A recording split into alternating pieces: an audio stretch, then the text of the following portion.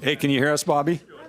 Yeah, I can hear you fine, Rob. Perfect. We can hear you as well. Good job. Okay. All right, very good.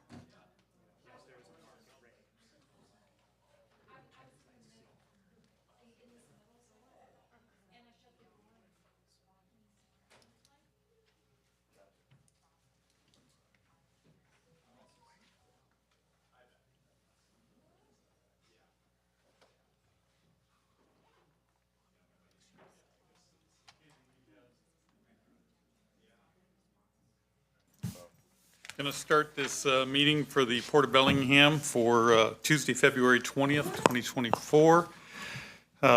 Port Commission meeting. I'm going to take roll first. Commissioner Briscoe, Here.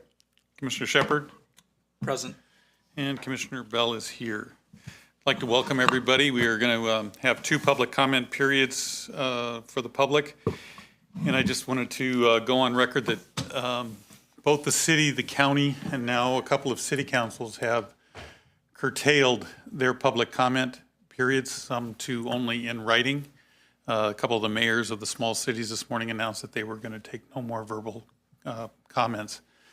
We're not on that page at the moment, but we do want to let the people who are making public comment know that respect is of the utmost. Anybody wishing to speak needs to do so in a respectful manner, get your point across. There is a trend across all these platforms for the public to spew things that are inappropriate. And we have very little tolerance. I think I can speak for myself on that only. But the commission has the ability to change the format in which we take public comment. And I don't like the trend of less communication. So hoping to keep it civil, hoping that people restrain their applause or their comments to others respectful. Please don't comment and please don't applaud for comments that are given today. We will take them all in. We will listen appropriately. We will have a public comment period here in the beginning. We will have another one at the end.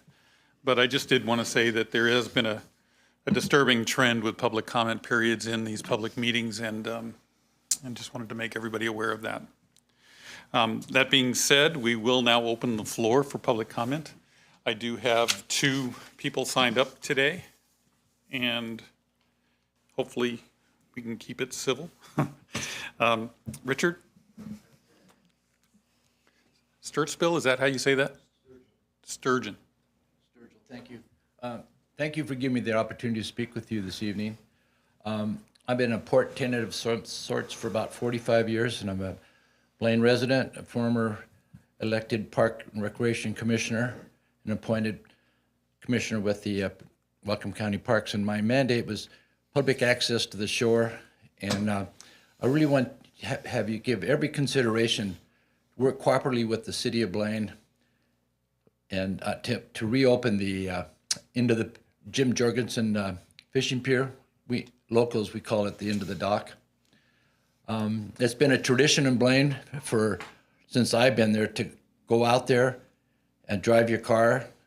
People say, well, why can't you walk? But 160 days out of the year in Washington State, it rains. In the wintertime, it's cold. There's a lot of infirm people that can't really make it out there. And I can just tell, because I go there every day on my bicycle, that since it's been closed, there's been a lot of people. There's not as many people, and it's one source of recreation. And if you think about it, the pier is about, the former Mulholland Pier is about 400 4,000 feet long, and it's a unique feature, and it's one of the only places in Whatcom County, besides I think the dock down here in by Fairhaven, that you can crab from. So I'd really appreciate if you could really think about it. And I know one more thing, when the port was refurbishing the pier, one of the unintended consequences of the pile driver, they had a vibrating hammer, and what happened when they were putting in the piles, the substrate below the Marine Drive was substandard, and the silt in the gravel filtered through, and it caused the road to crack, and that's what they closed it. And I remember when Whitey or Washington Crab Producers was out there for probably at least 50 years, and they brought out millions of dollars worth of product with truckloads and they paid rent to the port. And I'd have every measure if you can to open it, because it's something that it's really important to our tradition and our culture. Thank you very much. Thank you. Thank you for your comments. Mr. Granger. Heavy on the No issue today of any consequence. Pete Granger, resident of Bellingham. Thank you, Mr. Chair and Commissioners. Just wanted to let you know the coalition, a few years ago, we would always be here, either Jim or myself. We had a policy, if some things came up in the council meetings that we thought were important to coalition members, we did a little report the next day. And it was very useful. The last couple of years, we just haven't had the volunteer effort to be able to do that. We're going to reinstitute that, and so you'll be seeing council members, and in particular Andrew Shelton, a member of the coalition, who's going to undertake to do some of this summary. So we're here. We're still looking forward to our partnership with you guys. That's all. Thanks. Thank you. Anyone else wishing to speak in the audience? And then we'll move to the online. Okay, anybody online that wishes to speak, just raise your hand and acknowledge that you're desiring to speak to the commission.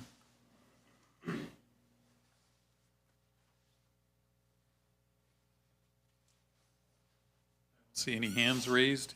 If you do want to speak, can you just make yourself known? Okay. We'll move on. So our next advisory committee meetings are as follows. We've got the Marine Advisory Committee. That's scheduled for March 12th. That will be here in the Mount Baker Conference Room.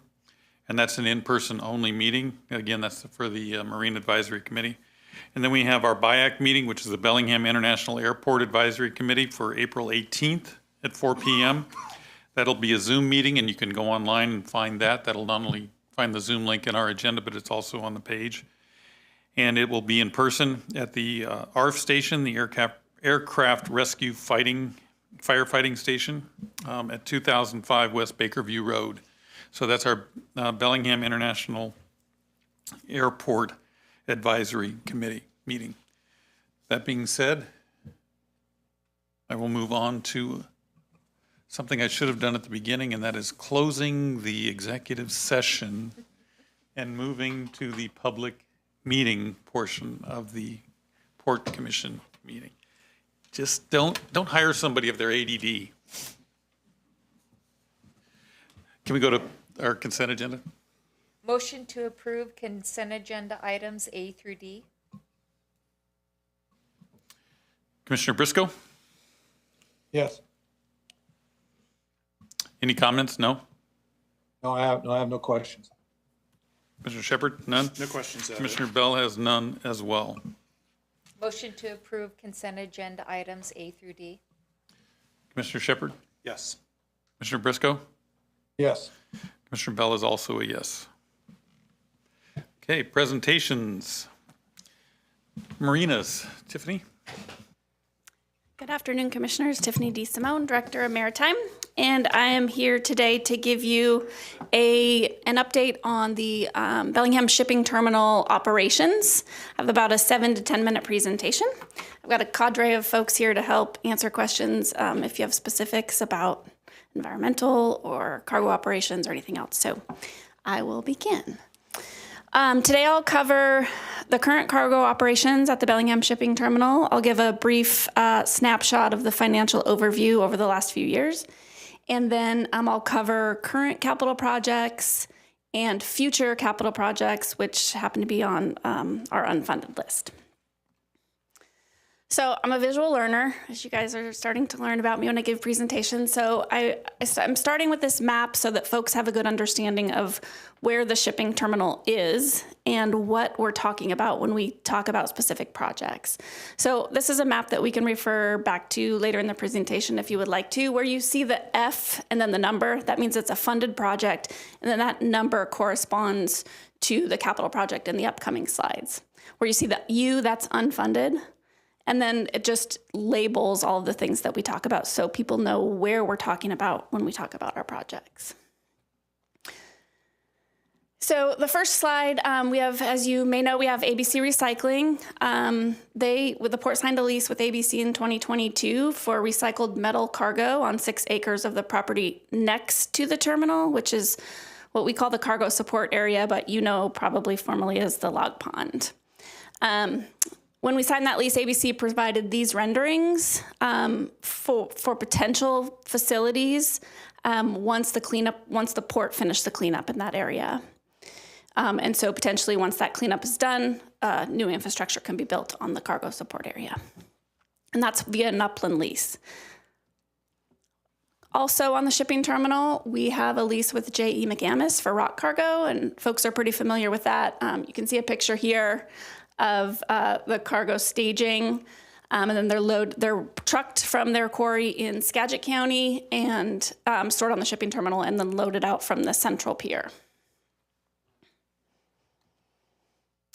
Okay, so this is a snapshot of the last few years at the shipping terminal. As you can see, once the 2016 Whatcom Waterway Phase 1 cleanup was completed, we began reactivating the terminal, preparing it for business, acquiring equipment, and repairing infrastructure.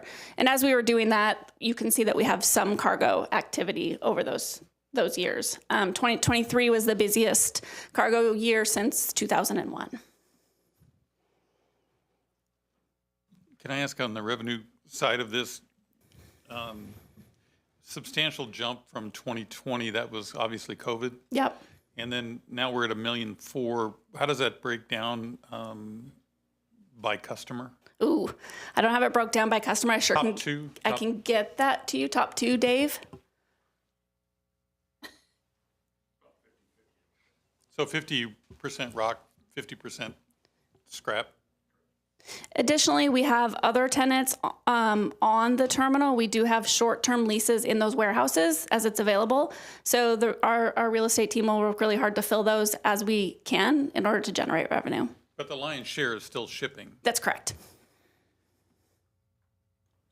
Okay, so here's a list of the funded capital projects that are currently in the commission-approved 5-year budget. So you can see it's a pretty long list. I included those 2023 projects because we're still working on them. They aren't all complete. You can see where the offsetting grants are. So this is just, again, part of the port's investment in bringing that facility up to current industry standards. I'm going to cover a couple of those projects in a little bit more detail in these next 2 slides, but I'm happy to answer questions if you have anything in particular. Some of them are, obvious glass replacements and fire riser stuff. So, yeah, I've got a question for Sure. you. While we were in Olympia, we had a fair bit of conversation about running shore power out there, and some of the mixed signals we've been getting about power availability from our utility. I think we all agree that we want to see shore power delivered whenever possible so boats can hook up to clean power and not have to run their engines and not have to idle while they're at our facilities. We are trying to do that just like other ports. We've done good work at our airport making that happen to reduce idling out there. And it's troubling to me to hear that our conversations with PSC have led to uncertainty about their ability to provide power and to guarantee that they have enough available power to enable us to make upgrades like this. What are we thinking about as some other options to get that kind of infrastructure available? Thank you for that question. So as you probably know, Adrian, I don't think she's here, but she is working closely. She kind of heads up our discussions with PSE, and they are obviously having those discussions, as well as there are multiple opportunities. I'm not sure if you're familiar with the PIDP grants, where those sorts of funds are available for upgrading terminal infrastructure for just these very reasons. I think it would be wise for us to have Brian come in from Sound. He gave a incredible discussion this morning about rolling brownouts and the possibilities of not having enough power. That's going to have a tremendous impact on us from not only just this, but also from an economic development standpoint. If Puget Sound, as they go off of coal, that transition is not going to be easy. So I'm paraphrasing his presentation, but I think it'd be better if he did, maybe came in and told us how that is going to impact us as a community. I'm worried about a lot of that because we have plans to electrify, most of what we do. They're not going to be able to meet the demand. They're asking for voluntary controls, but they didn't see anything like this last snowstorm, and they weren't ready for it. So my fear is that we are not going to have enough electric power to do all the things we want to do, and I think it would be wise to have Brian come in and do I think that would be a good idea. I think there's also a good opportunity for us to think about, what other ways can we introduce some power into the system? Can we look at any power generation capacity on the roofs down there? There's no trees or buildings in between the sun and those roofs, which is always good to see. And we may have to think creatively. Rob had some, I thought, really interesting ideas about battery storage, potentially activating our Corvus Marine customer down at the port who makes some very large grade marine batteries that we might be able to think about a generation and storage combination down there, because I think we're going to be doing some waiting for PSC to have enough power for the region with some of these complex demands that they're working under. Certainly, as we upgrade this port asset, we'll be speaking with all of our the internal experts as well as the external as far as climate strategy and how we really support a new terminal. So I have a comment. Yeah. So before my fellow commissioners became commissioners, I was asking about the no idle power we could get at the terminal down there, and we were going to work on it. I think it was a couple years ago, and Rod, correct me if I'm wrong, PSE told the city of Bellingham when they wanted to electrify the entire city and do all the electrification they wanted to do, the PSE person there at the meeting told the city of Bellingham there was no way they didn't have the infrastructure to get that kind of power to the city, let alone the power to give. It'd be a minimum of 15 years. So at this point, having heard that before, I don't think there's any way we're going to get power from PSE to run the ship down there or vessels that are tied up other than our small 50 and 30 amp services we have in our marinas. And I'm not so sure that the ship's generator isn't cleaner than the alternative power they're going to get from a coal plant or someplace else. So this putting in the infrastructure at our terminal is very costly. I know that. I think before we start down that road, we need to really take a long look and talk with PSC whether that power is ever going to be available or not. The way that we're electrifying everything and chewing up power, I don't know if that's going to happen. So that's kind of where I'm at. I think maybe that generator on the ship or the vessel that's there, maybe the cleaner of the two powers. So that's all I have. Thanks. Commissioners, I will get with Brian Heinrich and see what his schedule is for coming to do a presentation. We'll put him on an agenda and he can come present to the commission. Yeah, it was an interesting discussion. Yeah, we'll see if we can get Yeah, that and here. and I say this because the little kid in me can't control himself, but a little nuclear plant down there on the shipping terminal would just be ideal. If they can put it in a submarine, You're gonna bring it in by barge and we'll just move it around when it's needed, or what, Ken? You really want to piss off South Hill? I said that tongue in cheek. So one of those projects that was on that previous list is the Central Pier Rehabilitation and Dredge Project, and probably you've all heard of that. We've been talking about that quite a bit, and Commission approved a large budget item for completing that. So they did do that dredging over the last couple weeks. This project does three main things. It increases the navigation depth from -25 to -35, which is what we need in order to get vessels in, and make sure that the pilots are confident they can do that and get them rested right up against the dock. It also strengthens the central pier, so it's 140 feet of strengthening, which will allow us to use the 124 metric ton mobile harbor crane, and allow us to recruit varied cargoes. The third thing it does is it protects the environment. This project removes 22,000 cubic yards of historical contamination, which is disposed of in a certified upland facility with oversight from the Washington State Department of Ecology. And then also it allows us to install state-of-the-art stormwater management system that allows stormwater to be captured and treated on shore. So it really allows us to get this this asset back up into industry standards and in the current regulatory environment. Are they meeting their time frame currently? Are they on schedule? Project, yes. The project is on schedule. So they have more in-water work to do that they'll begin in August.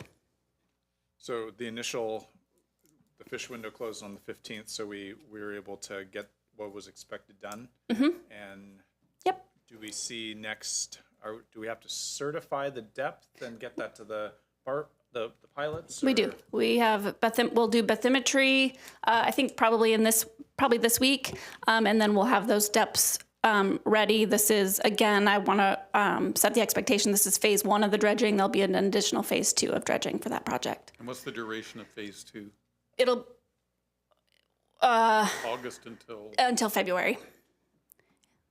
We anticipate the project being So the complete. lion's share of 2025. material still get to be remediated. That's correct.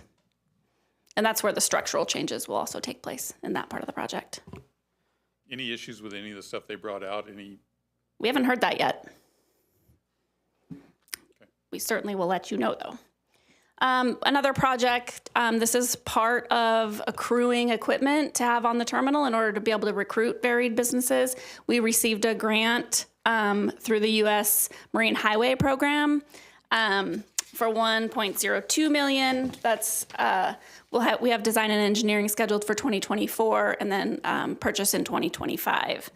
And that program is a partnership. It allows the Port of Bellingham to be a designee on that marine highway, and the whole goal of that program is to get trucks off the road. And so we're a partner with San Diego. So we'll continue to foster the relationship with San Diego and hopefully get some traffic back and forth between San Diego and Bellingham. And then my last slide today is, don't let this slide scare you, is the capital projects unfunded and grant dependent. But not only that, we also could pursue private investment or other sources of funding. But as you can see, there's a fair list. We currently are in the process. Our business development manager is working on a RAISE grant. The due date for that is February 28th. And then staff is looking to pull together the data to put in for an additional PIDP grant, which has a due date of April 30th, to help complete some of these unfunded projects. Any questions? Commissioner Briscoe? No, I spoke my piece there on electrical stuff, but Tiffany, you're doing an amazing job in the position you're holding there, and you're getting better every time you present something. This was very clear, and we like the pictures, and thank you very much. Thank you. Commissioner Shepard? What's the X-ray system?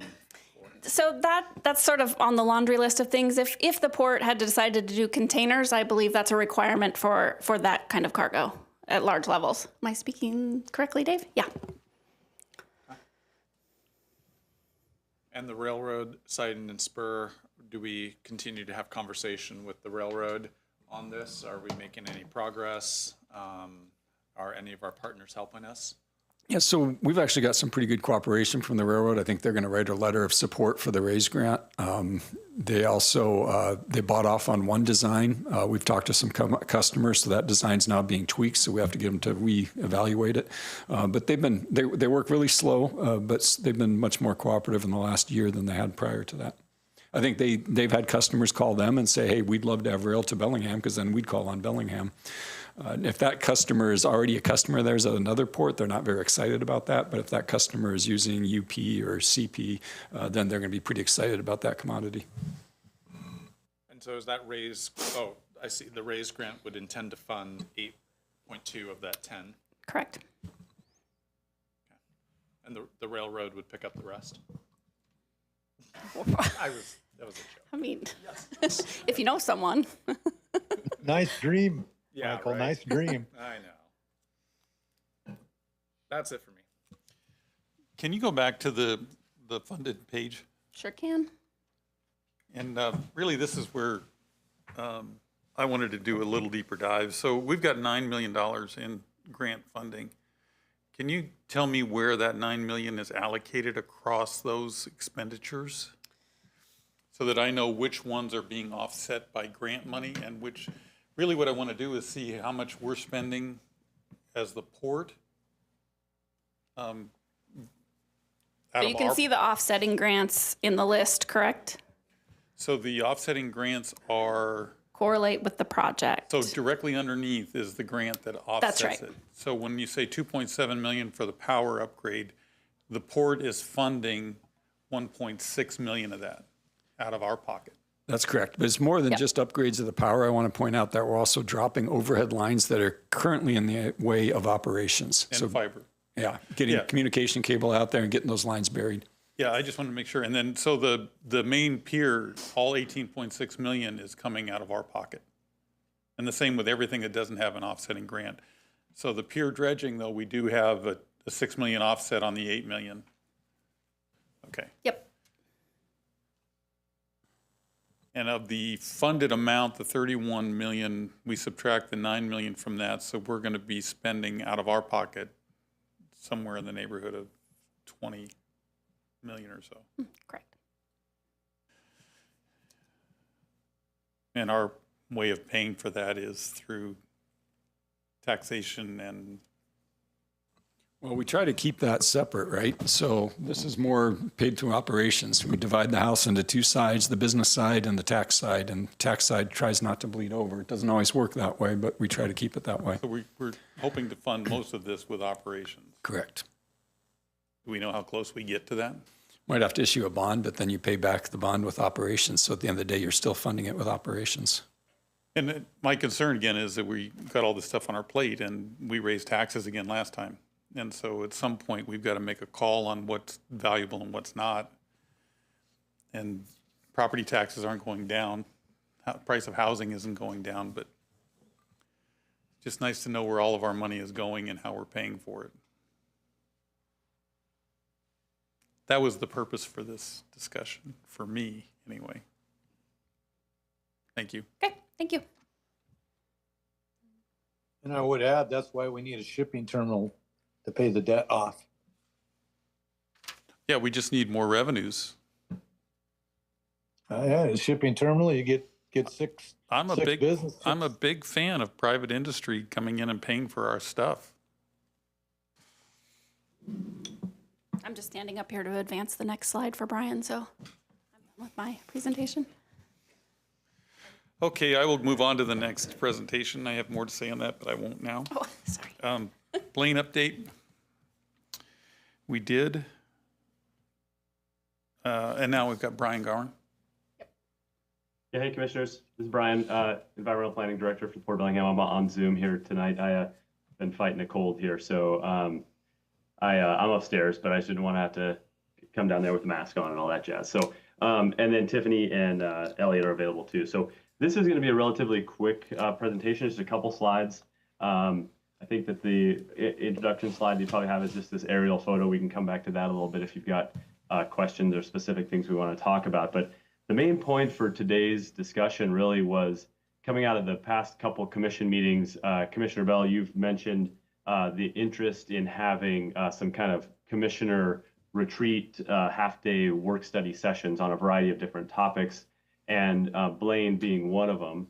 And as staff kicked around the different topics and what we need some direction on, and what we could think it would be helpful to have some more in-depth discussions on, Blaine is a really good example of that. We've tried a few times to have discussions at these open meetings. It's hard, for staff to be fully prepared to really auger into the level of detail for getting direction on, layouts and road grid or, types of materials that we're using for different infrastructure, that kind of thing. So, really is an attractive opportunity for port staff to get together with the commission and go through those. So really the point for today was just to say, yes, that's something we agree would be great to do. And then the next slide really just kind of goes through the laundry list of things that the port team, the staff have kind of pulled together that we think are the typical topics that we really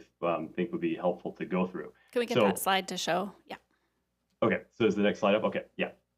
So so this is just really kind of a summary list. We've done some one-on-ones with the commissioners recently, so some of this we've already talked through. But really, we just wanted to demonstrate that this is a long list of things that will take kind of a half day just to get started on these. Hopefully, we can get some of these things addressed with some clear direction. But then some might take a little bit more time to come back to you on. So really, just for example, we have circulation and layout of access and access roads and alleys, how parcels and different operational areas want to be laid out. We've talked about boatyard operations now, and potentially with the port taking the lead on operating a boatyard in that area. What would that look like? There's a lot of work to just kind of talk about how should a boatyard be laid out? What space do we have? What's the staffing requirements for something like that? Making sure we talk through the permitting and boatyard permits and all the things that come along with that.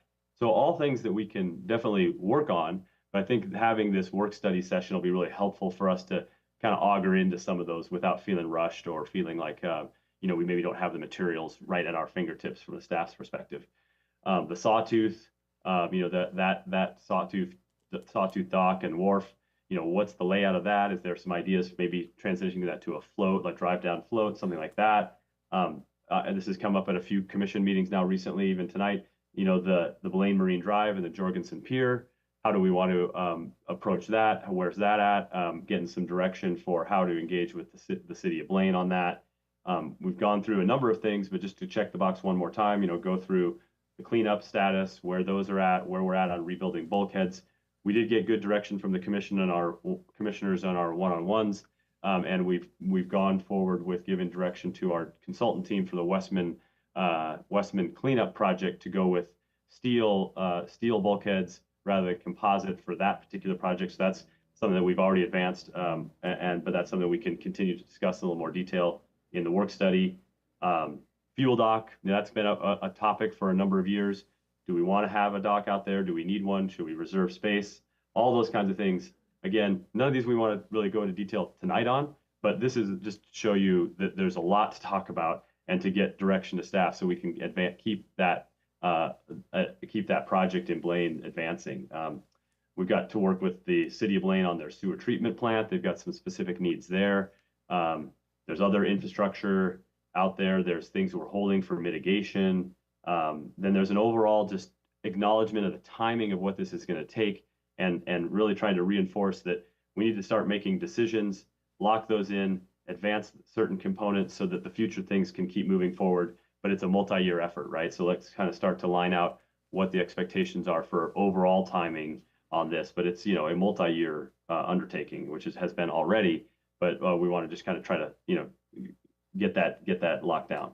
And then, of course, if there's anything else that the commissioners would like to add to that list, we're happy to take that tonight or if light bulb goes off, you want to send a note to Tiffany, Rob, or Elliot, or myself, we'll definitely add that to the list. But this was really it. We just wanted to kind of highlight, again, there's a lot of need for in-depth discussion. Staff's really looking forward to that. This will give us some time to prepare an agenda, some more information on each one of these topics. So different staff checking for discussions that have the expertise, and then getting, maybe having Carrie start to look for, scheduling with the commissioners and staff and looking probably sometime in mid-March timeframe to move that forward. So that was really it's not much of an update. It's more just of a kind of a download of a list of things that we have on our, to-do list. So Elliot or Tiffany or Rob, if you have anything to add to that, or the commissioners, if there's anything you have questions on, or would like to make sure we add to that list for planning the work study session. We probably need to send a date for that. So I don't know if you want to do that now or you just want to work with Carrie to get that date. But we've got the first and third Tuesday as our regular meeting in March, but then we don't have a date for this work study. That works. And quite frankly, Brian, we don't even know at this point until we get in the room. I think this is a great start and a great outline. But I'm speaking for me, and I'm probably the one you can point to blame this on. But I really want to get a feel for, before we get to budget time, what all of our priorities are. And we rarely get a chance to talk as a commission about a lot of this. And really what I want is just to have that dialogue amongst commissioners, because we're the ones that are elected to bring, the community vision to the table and establish priorities so that when we're funding something, we know. And then when something comes up in the middle of the year, we know that we can either afford it or can't afford it, or where it fits into our priorities. I mean, I'll take the Blaine Pier as an example. It's not on this list currently as a funded item, but yet it's on our plate. So I just want to make sure that when we're doing this, we're operating, understanding that we've got limited resources and that Blaine has its own, and then we'll get to the waterfront, it's going to have its own pressures, and then we get down to Fairhaven. I mean, the entire port is going to have its own pressures. And having a big picture view and having discussed it as commissioners with each of our takes on it, we'll learn a little bit, and then we'll be able to maybe establish priorities as a commission based on that. And there are some things that we may say, look, it's, given this here and that piece there on this chessboard, that we may want that piece to set aside. Yeah. But at the end of the day, I want to finish something, and not just keep a bunch of things in the air and do them, as we go. But I think we can allocate our resources wisely as a commission. And I've just been a little unsatisfied with budget meetings, just because we get there and we have a bunch of things in front of us, and we don't really have enough background to make some of those really tough judgment calls. And then once we give that budget back over to the staff, you guys just go through them line item by line item and get them all done, right? So I'd just like to have some way to give you some direction on that and have us talk as a commission on that. I don't think we're going to have an answer for you until we actually get in the room. I think you've outlined exactly the way you should start, and then let's see where it goes from there. But I'd love to hear your take on it, Michael, and yours, Bobby. Well, first, I'd like to ask, I thought we had funding for that road project was set aside several years ago. Am I incorrect in that, Rob? It's on the unfunded list. We have not funded it yet. And there's two different projects there. There's the road, and then two is the bulkheads that hold the road up. But none of them have funding or identified a funding source. And then I've got a pretty good idea what we need in Blaine, but that's me. Right, that's why you need to be in the room when we have this discussion. So the Blaine Pier and the Blaine Road are good examples of something that does come out of the tax side, unlike the shipping terminal, the airport, or the marinas, or our real estate portfolio, which we keep on the business side. Something like that road and that bulkhead, which don't serve a business purpose, would be funded just like our parks are, out of tax. I didn't want to leave the airport out of this. Sorry, Kip. You're part of this discussion as well. So part of that bulkhead would be in the business, so wouldn't it, Rob, up on the Starfish Inn that holds back under the dock and that area there where it's sloughed down into that? Where Starfish is, and that's part of a cleanup, so that's a whole different can of worms, because now you got cleanup money in there as well. But you're correct. No cleanup needs for the bulkheads around the road? I don't think so. It was No, not really. But that's stuff we can get into during that whole work session. What does this look like long term? And at the end of the day, what projects are what are the top 3? What are the top 4? What are the things that we absolutely can't do without? And then maybe what are the bottom tier, so that when we juxtapose those against what's going on the waterfront versus what's going on in Fairhaven, how do we put all of those in some kind of hierarchy so we know what's important to the port overall and fits well within our budget? And then which things can we drop off in favor of something else happening quicker? I mean, those are the kind of things that I think are valuable discussions to have in some kind of a work session. Oh, did I mention the airport? We also have to bring the airport into that discussion. Yeah, We don't have an airport in Blaine. Kip is standing there in the back with nothing to do, so keeping him awake. I would like to have somebody from Blaine city government come and join us for some of the conversation. I feel like we continue to have this conversation. We've had numerous people like yourself, sir, come and request this facility to be opened. I think we understand how cherished that is a part of Blaine community, and we've been talking about it for a long time. But we continue to talk about it ourselves, and we don't have input from the city of Blaine, who's a funding partner on this. And I would encourage us to bring somebody from the city down there so we can ask some questions and just hear what their commitment is, because we can only do so much on our own, and we can't do this without a partnership. And they either need to turn over the whole facility to us and we give us some money to help get it done, or we've got to be in a cost-sharing agreement so we can get this done collectively, because we don't own and have rights to all that piece of property, and there's some funding mechanisms that we expect to be jointly held. So that would be one request for me. And I think that's part of my agenda, is that if the community only knew how much we were putting into the communities and in what forms, and when we get a request for something new, I just think everybody needs to understand exactly how much we're investing, how much inertia we've got in certain areas, how much permitting was required to get to where we are, how much planning went into where we are.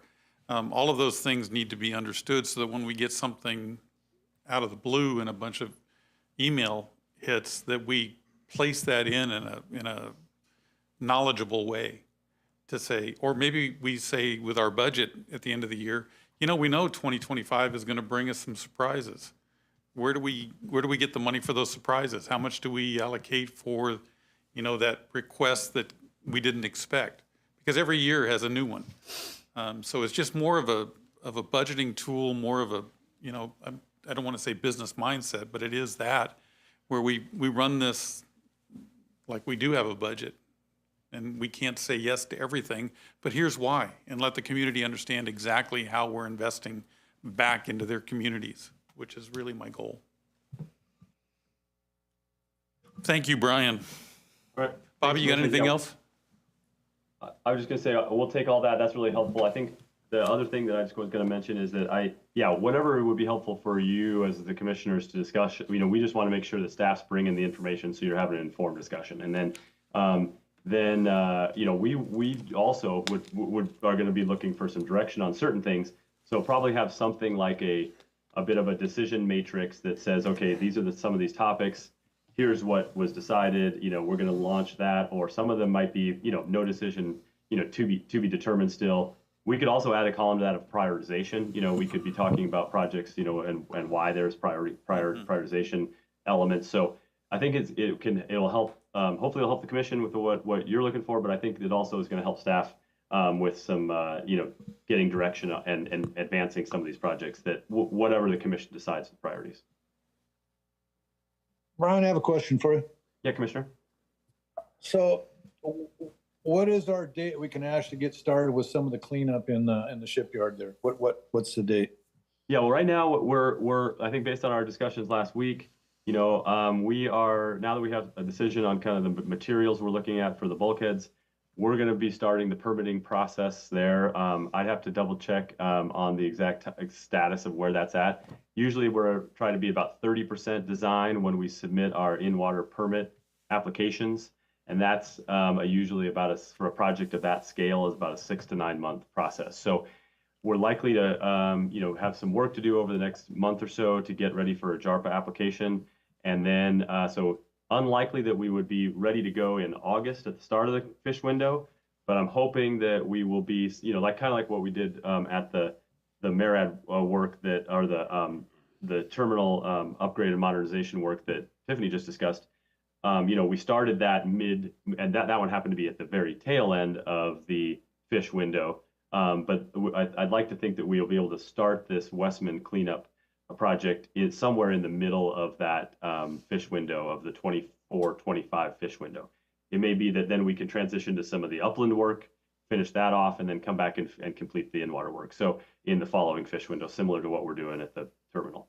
So we'll know a little bit more probably in the next couple of weeks of where we're at on the design and when we can shoot for a JARPA application.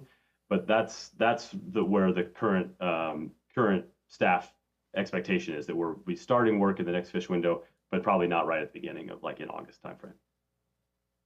Very good, Brian. Thanks. I just wanted folks to kind of hear the length of the process to get to where we can actually see things happen. So thank you, Brian. You're welcome. Thank you. Anything? All right. further? Thanks, commissioners. All right, with that, we're going to move to our final public comment period. If there's anybody in the room that would like to speak to the commission, feel free. Just tell us your name and.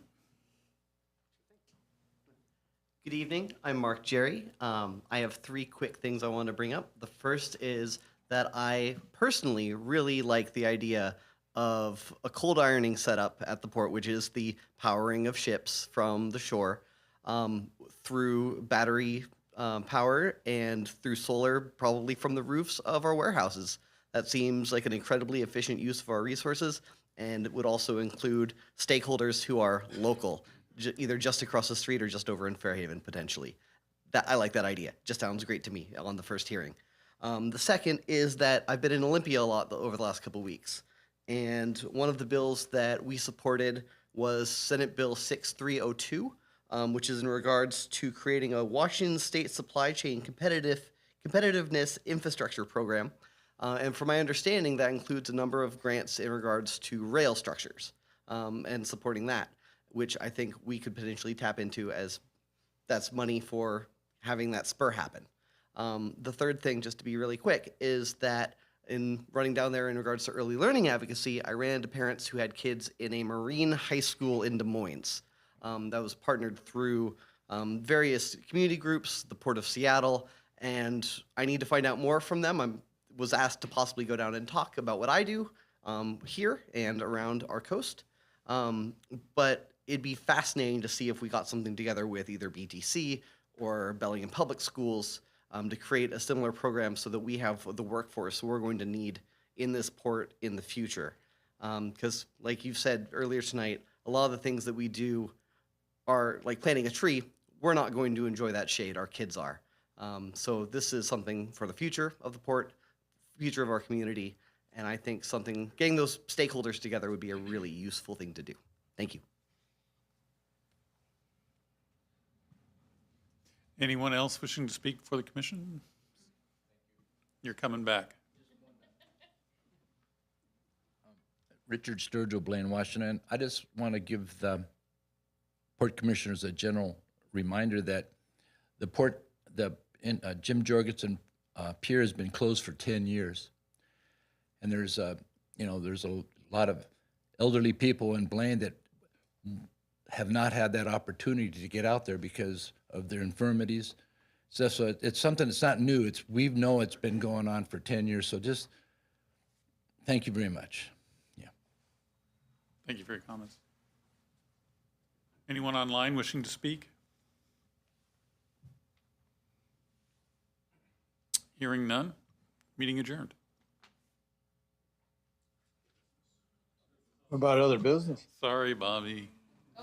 I Meeting. don't have any other business. I I'm do going to have a call to pro- order the Bellingham Port Commission meeting for February 22nd, coming back to life. Commissioner Briscoe, what do you have for other business? A couple of comment to the gentleman that spoke about the Marine School and people learning to carry on the waterfront. I'm not sure if he's familiar with the Working Waterfront Coalition's efforts and the other side of them that has the apprenticeship programs going. But you may talk with, if Pete is still there, I can't see the crowd, but if Pete is still there, you may speak with Pete Granger there and he can enlighten you on some of that. I think that's some of what you're speaking to. I'd just like to say, I get my video. I'd just like to say that Dennis or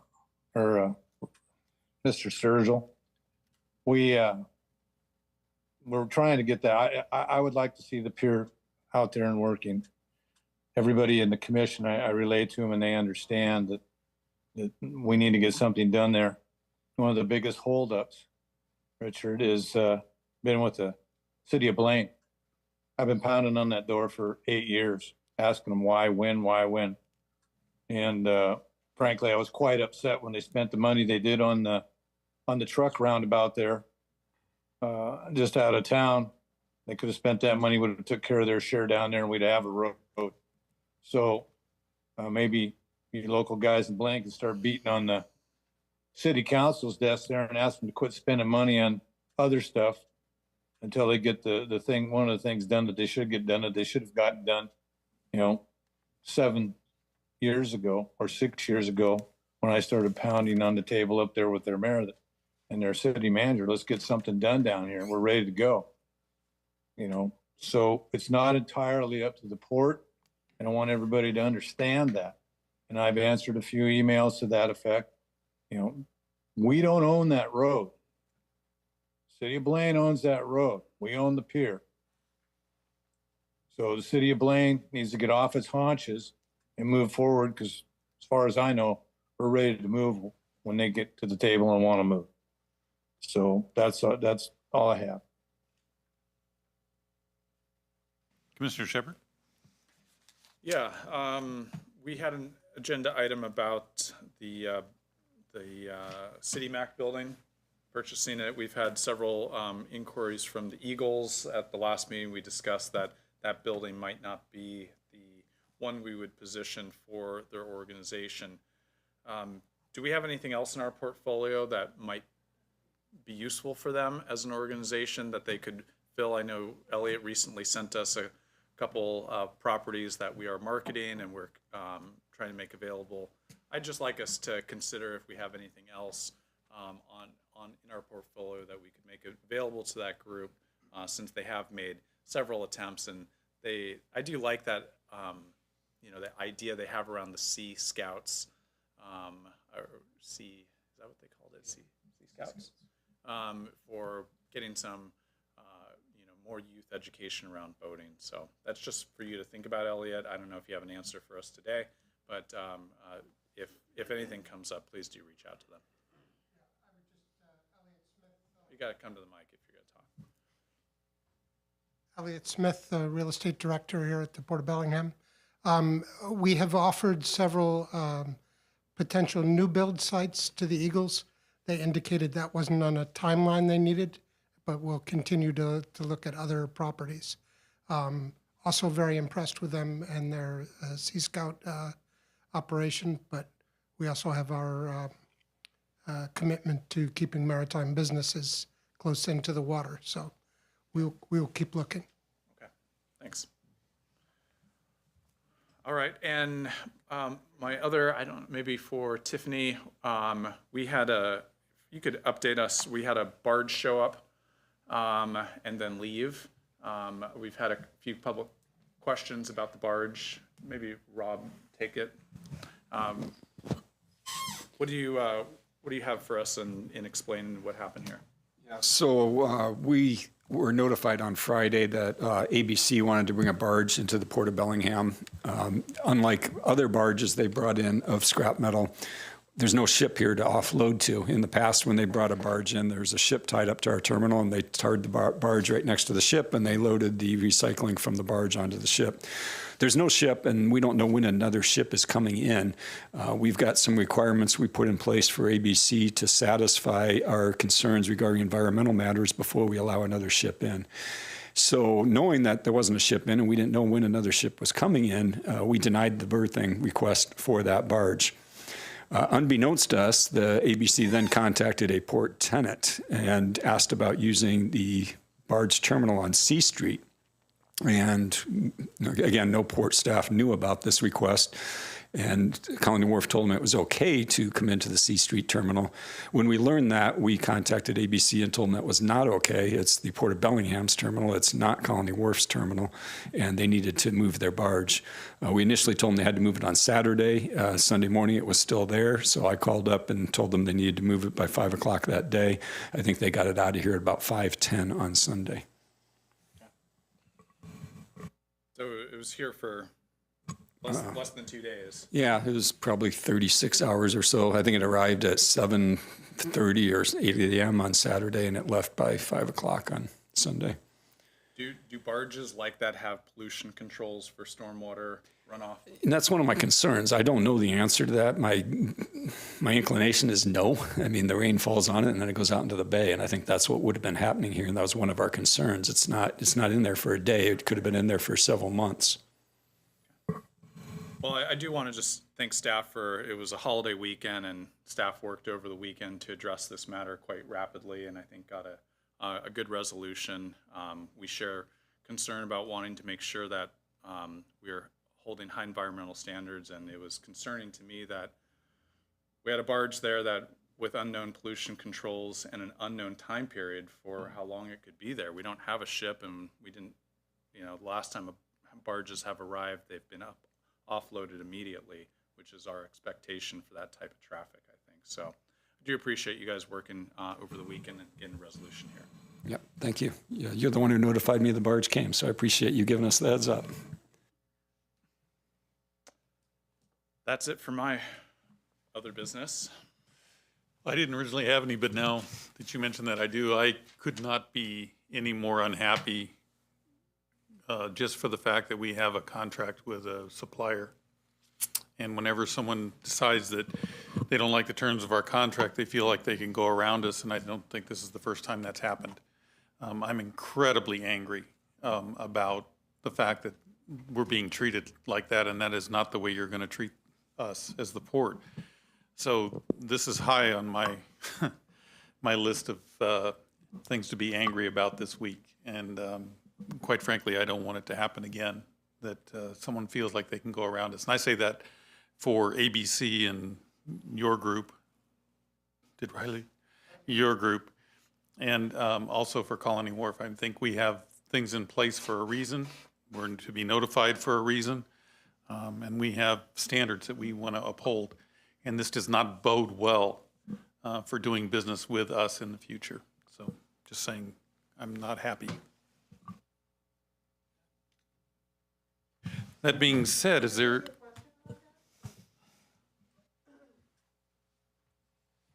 Hi, Lisa Adam. So I just want to ask specifically if there's any more information about what the environmental concerns would be that would be coming off of that, because the whole community was asking those questions about it when we saw that barge arrive. So can you be any more specific about what might be coming off of there?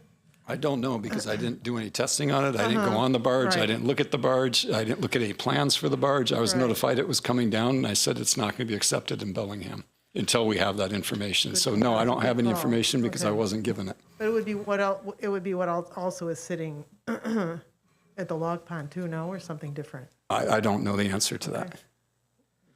I mean, that's one of the reasons we turned it away is we didn't have answers.